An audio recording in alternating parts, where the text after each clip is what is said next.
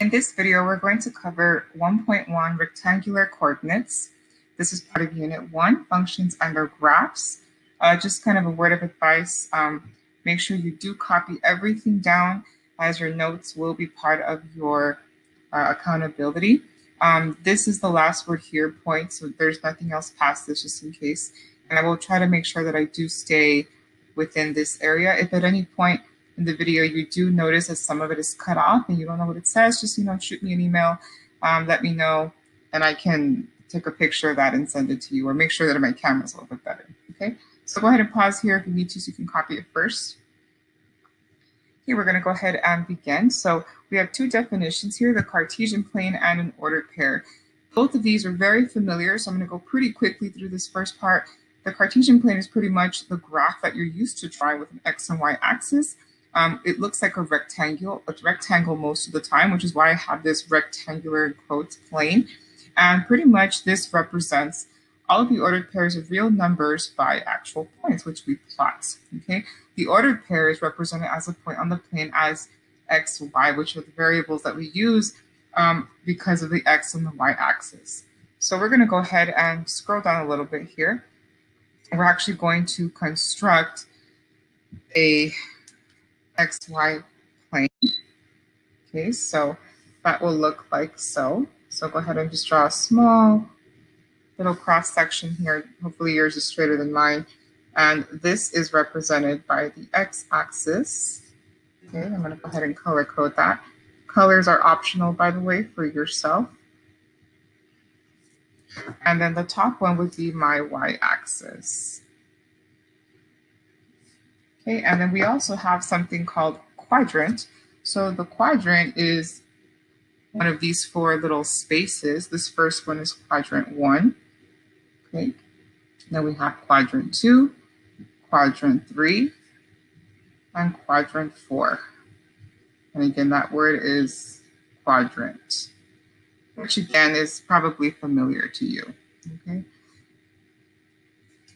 If at any point you do have any questions throughout the video, please take note of them and let me know. Like I said, send me an email, or when we're live, you can ask me then as well. Okay. So we also have this really important point here in the middle, and this is called the origin. Here also denoted by 0, 0. We're going to go ahead and plot just a random point somewhere. I'm going to go ahead and put it over here in quadrant 2. And I'm going to label this as x and y. So this is an example of where you might find an ordered pair. In fact, this entire plane is full of them. We just happen to pick a random one there in quadrant 2. Okay, so that's the basics of that. We're going to go ahead and do a quick example. And again, this might be review, so if it seems too easy, don't you worry. It'll get a lot more challenging in the near future, so that way we challenge our minds a bit. So here we go. We have example 1. Okay, for example 1, I'm going to have us plot, and I just pick some random numbers: -3, 0, 4, 1, 0, -5, and -1, -2. Okay, so we're going to go ahead and plot these. To do that, we have to start by making our graph again. So I'm going to go ahead and sketch a graph here. Hopefully yours is neater than mine. I tend to not be able to draw straight lines for some reason. All right, so there we go. Remember that we do have our x-axis, and we have our y-axis.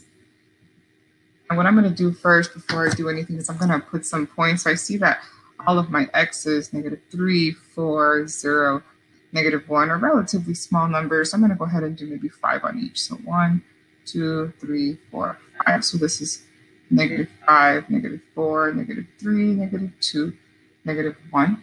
Okay, and 5 on this side. 1, 2, 3, 4, and 5. Okay. My y values, let's see, I have 0, 1, -5, and -2. So I'll probably do the same thing for this one. So 1, 2, 3, 4, 5. Okay. Same thing on the bottom. So -1, -2, -3, -4, and -5. So part of when we're plotting points and we're sketching them, like so we don't have graph paper, is that or even if we did have graph paper, we want to figure out the scale that would work best for us. In this case, since our numbers are relatively small, we chose, let's go by ones. Let's go by actual integers, 1, 2, 3, -1, -2. And we're only going to go up to 5 because that's as far as my graph goes. Now, if these points were decimals, let's say like 0.1, 0.7, -0.8, we probably want to go by a smaller scale. And we're going to see an example of that in the next one. But so for now, let's just go ahead and plot these points. So we have -3, 0. Okay, so we're going to go ahead and do that. So on the x-axis, I'm going to go back 3. And since y is 0, it stays right on the axis. So there is -3, 0. And again, this might seem really simple, but we do have to start with the basics, okay? Then we have the second point, 4, 1. So I'm going to go ahead and go 4 to the right and up 1. 4, 1. Okay, so far we've done these two. Then we have 0 and -5. Let me focus this a bit. 0, -5. So that means that my x is right in the center, doesn't go anywhere. And we go down by 5 for the y. So there is my third point, 0, -5. Okay. And finally, -1 and -2. So on my x, I'm going to go back by 1, and I'm going to go down 2. Okay, -1 and -2. Okay, so just keep in mind that these are the foundations of this class. So if we can do this, everything else builds off of this, right? So let's just remember that, okay? All right, so we're done with that. We're going to go ahead and do it. All right, this is going to be example number 2. Okay, and for this example, we're actually going to be dealing with what's called a scatter plot.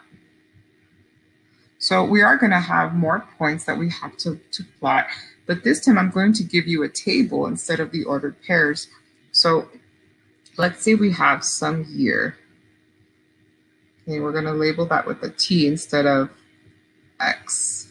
Okay, we'll color code right now. And we have during that year customers that bought something or attended some events. Let's say this was for, I'm just going to make this up. Let's say this was for a Black Friday at Best Buy or something. So we have our year. So that's kind of like our X. This is like our X value. Okay, the independent value. And then we have our customers, and this would be our Y value, the dependent value. So depending on what year it was, that gave us the number of customers that might have attended that event, okay? So again, these numbers are, I kind of made, well, the years aren't made up, but go ahead and copy this down. Okay, so this is an example of an applicable problem that we might actually see. And what I'm going to have us do next is we're going to plot this on our coordinate plane, okay? Now, notice that all of these values are positive because, well, we can't have negative years, right? That would be kind of weird, kind of like going back in time, which we haven't proven. So we're going to probably not use some quadrants because of that. Same thing with our customers. We have only positive numbers. So because of that, we're only going to be using quadrant 1. And usually when you see stuff like this, I'm going to kind of do it here on the side, okay? You'll see a graph that's kind of like so, like this. Okay, where you just have like the top part right here. And then down here, you'll have, your x-axis or whatever x represents. In this case, this would be the year with a t as our variable, okay? And this one is going to be the y, which is our customers. So let me turn the page real quick so I can do that. So this is going to be our customers. Because I can't write sideways. I can write backwards, but I can't write sideways. All right, so there we go. So those are the labels for our axes, okay? We're going to go ahead and now figure out a scale. So this is where I mentioned the previous example the scale is important because you don't want to go by ones, because look at the numbers that we have. Okay, we don't have this going by ones. So I'm going to go ahead and choose my scale for this one to be exactly what I have here, because these are going by twos, so I can put them by twos. So we'll say 2010, 2012, and it might be a little bit squished. That's all right. 2014, I probably should have written that sideways. We'll do this one better. 2016, 2018, okay, and 2020. So let's make sure I have everything. 10, 12, 14, 16, 18, 20. Yeah, we're good. All right, so let's look at the Y scale now. This one has going all the way from 200 to 457.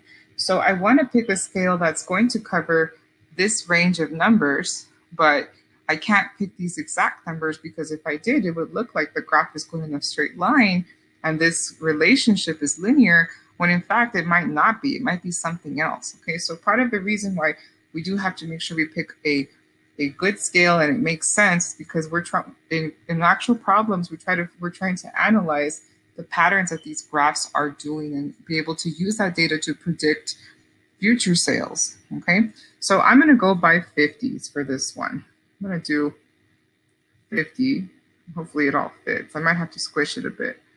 100, 150, and I'm a little bit off the line so you can see 200, 250, 300, 350, and 400. So mine are a little bit squished, but they are going by 50s, and I did try to make the interval as even as possible. So let's see, 50, 100, 150, 200, 250, 300, 250, 400. Oh, I have to go a little bit more because they're 457.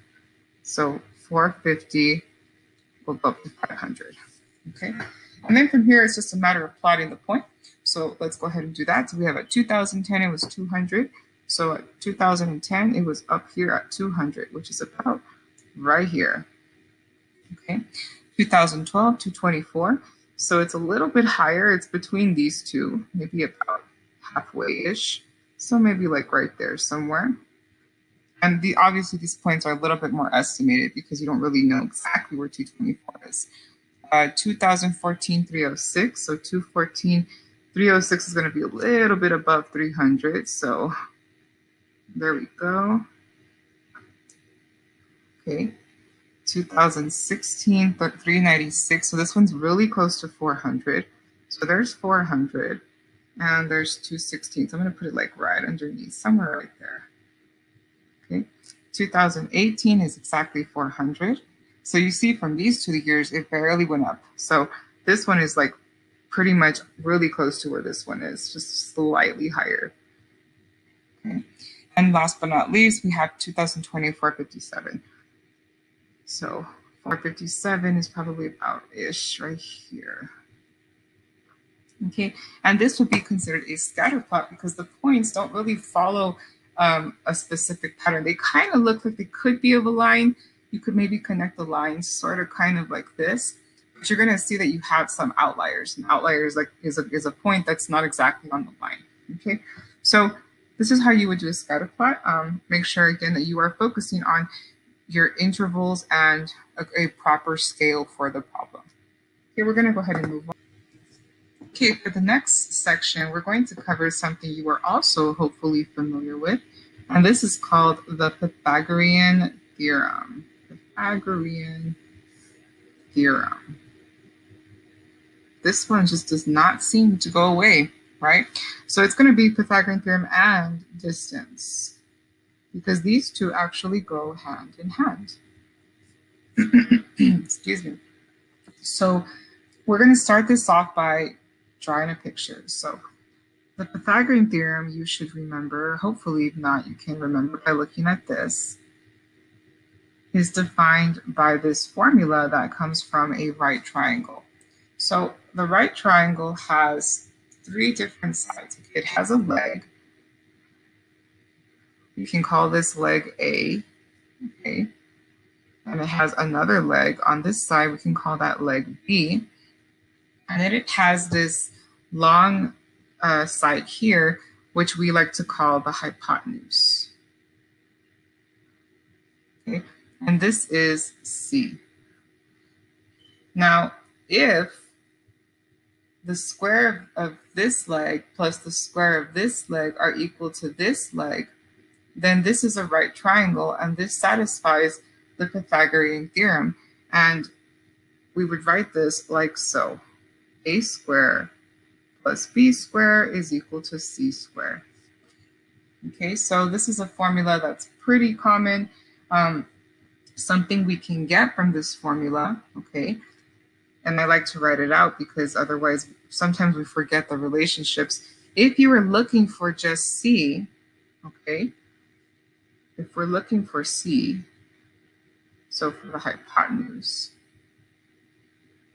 okay, well, to do that mathematically, you would get rid of the square, right? But to get rid of a square, all you got to do is square root it.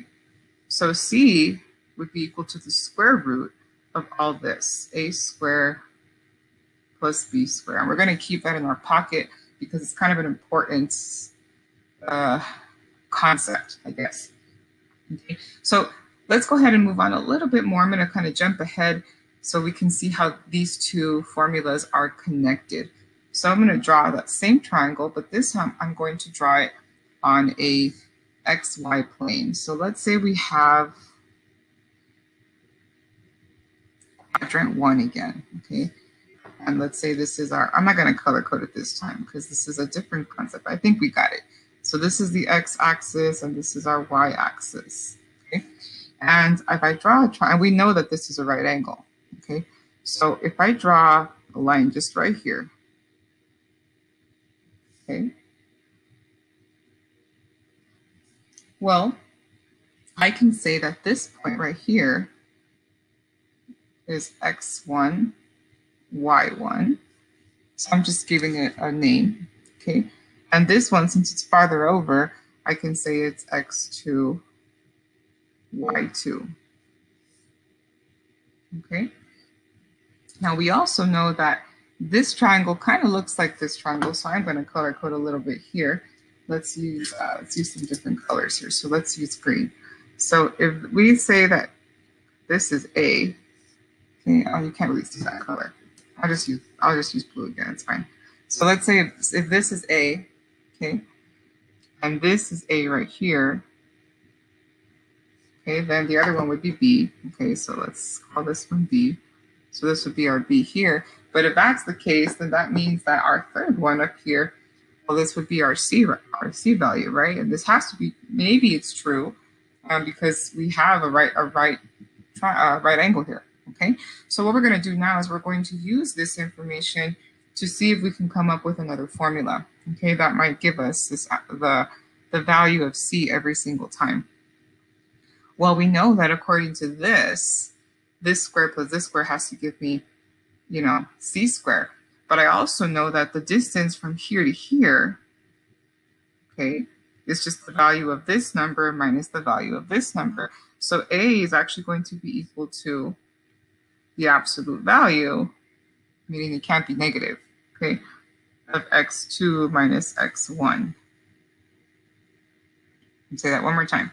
So this distance, okay, is the value of whatever's here minus the value of whatever's there. It's just the, like if you were to measure it. Okay, so to do that mathematically, we just subtract the x's. So it does have to be positive. That's why I went ahead and put these little lines here to make it positive. And the same concept applies here with the y. So this one would be the absolute value of y2 minus y1. Now some of you might say, well, shouldn't you put the y1 first? It doesn't really matter because if you do it backwards, since you're taking the absolute value, it's still going to be positive, okay? And we're going to use this information with this information to figure out the distance for C. So what is the distance for C, okay? So to find the distance for C, all right? Well, we're going to use the formula that I have up here. Okay, and I know that C is equal to A squared plus B squared, square root of that. But I also know that A is equal to this right here, okay? So instead of putting it in the absolute value, I'm just going to put it in some parentheses because we're going to square it anyway. So it's going to come out positive anyway. So there's A plus B squared. But B is equal to this over here. So I'm going to go ahead and use that one. Y sub 2 minus y sub 1 square. And if you do need the color for this, I can do it real quickly. So here's A, here's A, here's what A is equal to. So that's what I put in here, x2 minus x1. Okay. Here's B, here's what B is equal to. So that's why I went ahead and did my y sub 2 minus y sub 1. And this would be considered our formula because we don't really have any numbers. So we would be done at this point. So what does this represent? Well, this represents the distance because that's what I was looking for. So that tells us that our distance formula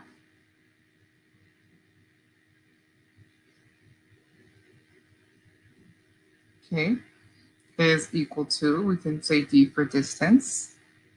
Move this up just a little bit.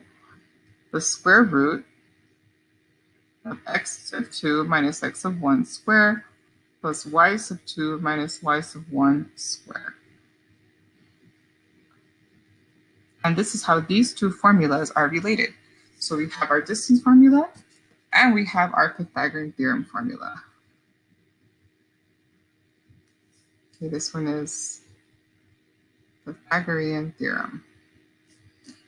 Yeah, the famous Pythagoras. Okay, so this is example number 3, and we're going to find the distance between this point and this point, negative 5, 2, and 2, 3. So the first thing I'm going to do is I'm going to go ahead and label everything. I'm just going to go ahead and label the first one as x1, y1. So this would be x1, this would be x2, okay? This is y1, and this is y2. I'm going to go ahead and do my formula. So the distance is equal to the square root of something square plus something square. I'm just repeating what I already had on the other page. Okay. And I believe it's x2 minus x1 and y2 minus y1. So all we're going to do is plug everything in. Okay. So this is equal to the square root. Again, I'm just copying everything over. For x2, we have 2. So it's 2 minus negative 5. So I do have another negative in there. So be careful with those double negatives. Okay. For the y's, we have 3 minus 2. And we're just going to go ahead and use PEMDAS to figure this out. So for the first parentheses, 2 minus negative 5 is actually saying 2 plus 5 because these two negatives kind of make a positive, right? So 2 plus 5 is 7. So now we have 7 squared plus 3 minus 2 is just 1. So 1 squared. Okay. We're going to go ahead and calculate that really quickly. So 7 squared is 7 times 7, which is 49, plus 1 squared is just 1 times 1, which is just a 1. 49 plus 1 is equal to the square root of 50. Okay, which is approximately, I did calculate this beforehand, 7.07. Okay, so our distance is approximately 7.07 or the square root of 50. So now what we're going to do is we're going to use Pythagorean theorem to check. So we're going to check by using Pythagorean theorem. Okay, so for that one, we're going to go ahead and use our formula a squared plus b squared equals c squared. And you're probably going to ask me, well, which one is a, which one is b, which one is c? So for this one, I'm going to do this pretty quickly. You kind of have to do a little bit of a graph, okay? So we can see what is. And once we do one, you'll figure out what the numbers are every time. So if I do a little graph, I'm going to use, let's see, the top quadrants mostly. Okay, I'm going to plot these points. We have negative 5, 2. So 1, 2, 3, 4, 5, negative 5, 2. So there's the first point, negative 5, 2. Okay, and 2, 3. So 1, 2, 3. Okay, so what we're actually seeing here, if you were to connect this, is a right triangle, just like the one we did before. And our A and B would actually be these two values here. So for our A, we're looking at the distance between negative 5 and 2. Okay, forget what color I used for A, but I'm just going to use pink for now. So for our A, we just have to calculate, well, how many little spaces are there between negative 5 and 2? Well, there's 5 here and there's 2 here, so that means A is equal to 7. Same thing for B. So for B, we would count how many spaces from this point to this point. Well, this point right here should be 2, because my triangle is not perfect, but it should be 2. So 2 to 3 is just 1. And if we look at our information over here, you can see that those numbers are right here. So do you have to do the graph every single time? No, you don't, because A would be this number. If you want, we can kind of put it here on the side. This would be your A. And this would be your B. Okay? Well, with the CB, well, the C would be the end result. The C would be this piece right here. This would be C. So that means that this one right here would be C. So we're going to go ahead and plug all those numbers in really quickly and see if it works. So I would have, let's see, A squared would be 7 squared plus B squared. So our B is 1 squared. And this is supposed to equal to this number squared. So 7.07 squared. Remember that this is an approximation, so it's actually more numbers than that. So let's see, 7 squared is 49. 1 squared is 1. And this one, if I square it, is going to be 50, because we did the square root of 50, we got that, so it goes the same backwards. You can check in the calculator if you don't believe me. So there's 50, and 49 plus 1 is 50. So it checks out. Okay, we're almost done. We have one more thing to cover, and then we will be done with this video. So bear with me. Okay, the last thing we're going to cover is something called midpoint. I'm just going to start off with the formula because it's not that hard of an example. We have the midpoint formula. I'm just going to put mid is equal to the averages. So midpoint is the point that's in the middle of a line. So to get that point, it would make sense to take the average. So what we do is we take our x's, so x1 plus x2, we take those two, whatever number of x's we have, well, 2, so it's just a middle point, and we divide it by 2. We do the same with the y's. So y sub 1 plus y sub 2 divided by 2. That's a 2. Okay, that's kind of like a squiggly, it's a 2. And that's it. This is our formula for midpoint formula. So we're going to do 2 quick examples with this, and then we will be done finally. Okay, so move this down a bit. Hopefully this isn't focusing too much. So this would be example number 4. Okay, let's say we want to find the midpoints. So find midpoint of, we'll say -3, 0, and 2, 6. Okay, so just like before, if it helps you, you might want to label everything. You want to stick with the colors. We can, do our x's in one color and our y's in the other. So our x's here would be x1, the -3. Okay, x2 could be our 2. That means y1 would be this one, and y2 would be this one, 6. And we're just going to plug everything into that formula, okay? So Let's go ahead and I'm going to rewrite the midpoint in a little bit different way. So our mid is actually equal to an ordered pair, okay, x, y.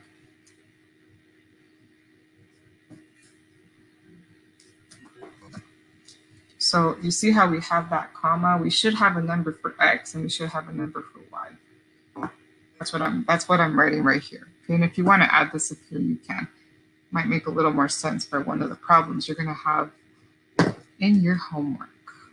Okay, so let's go ahead and do that. So we have for the x's, we have -3 plus 2, and all that is divided by 2.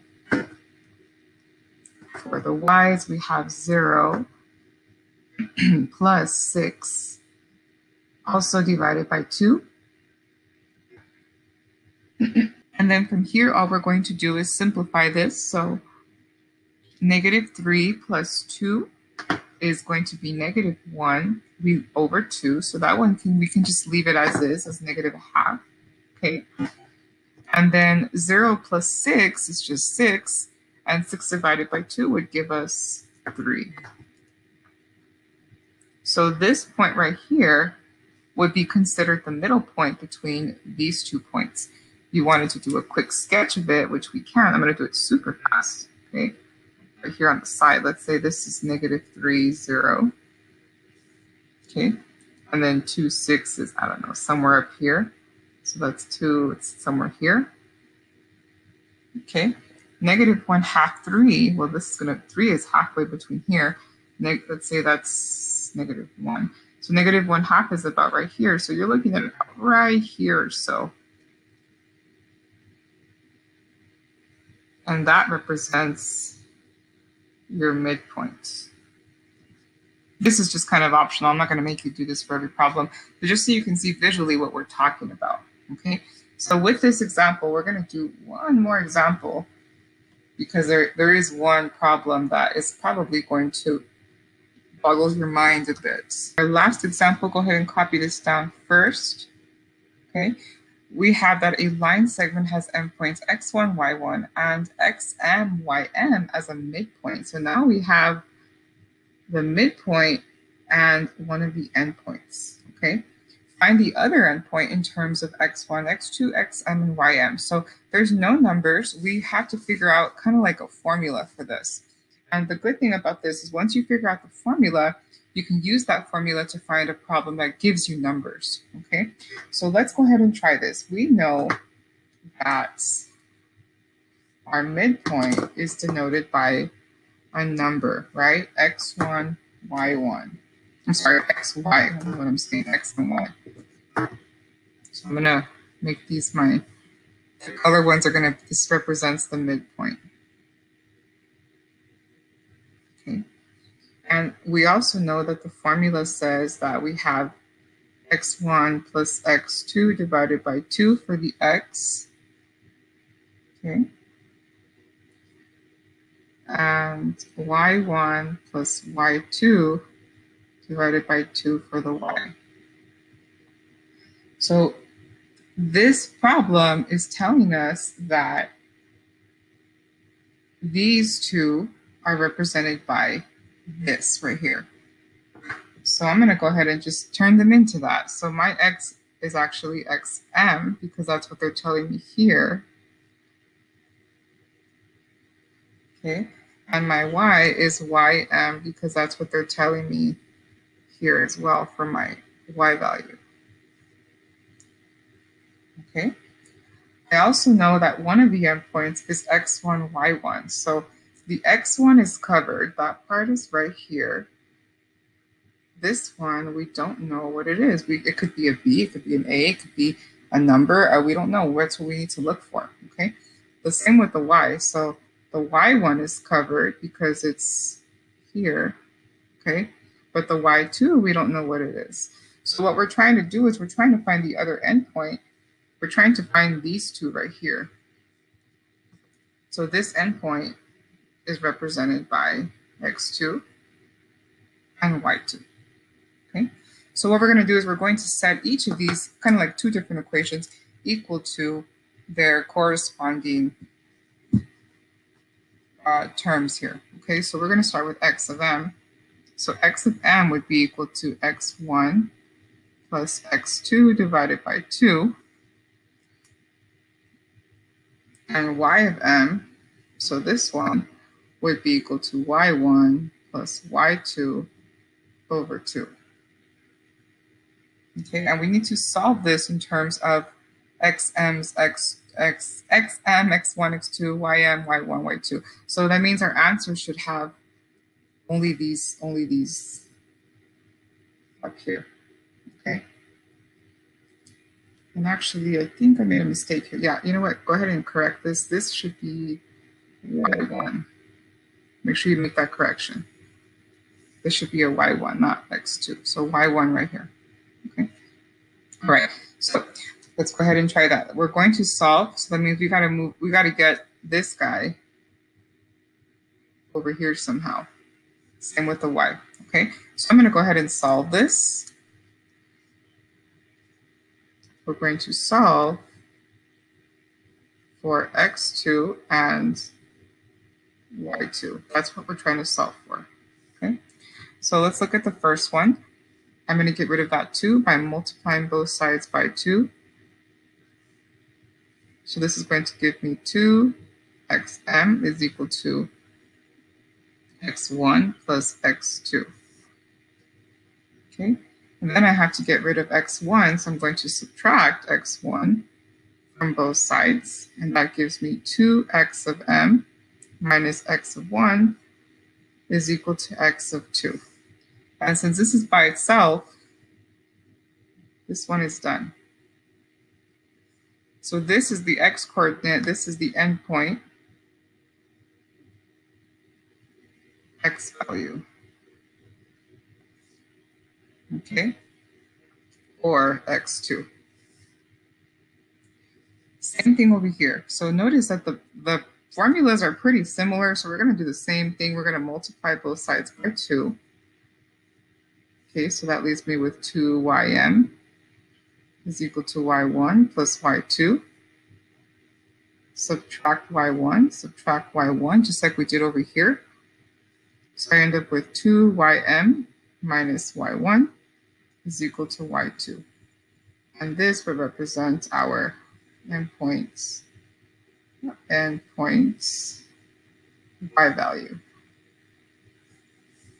We can't see that. Let me move it up. Okay, also known as y2.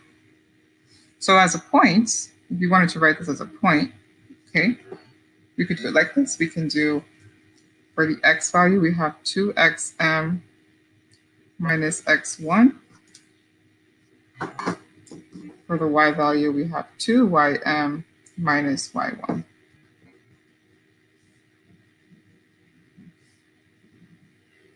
And that's it. Okay. I know a lot of work, a lot of problems. If you have any questions, guys, let me know. Send me an email and we can address it then. Okay. Thanks.